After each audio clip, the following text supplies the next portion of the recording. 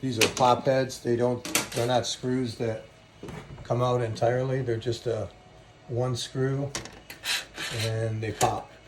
So fan number 1 is here. This is fan 2.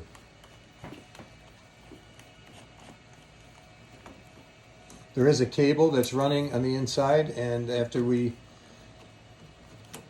unseat a couple screws, we're going to remove that cable before we remove the full fan. And that cable is running here, so you'll just follow where the cable is plugged into internally, and you'll pop it in the same place.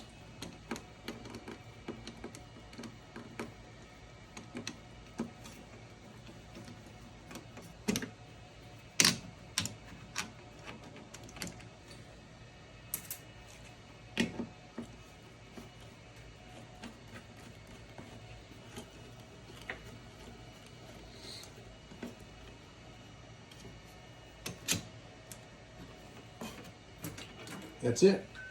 Put it back in the same way.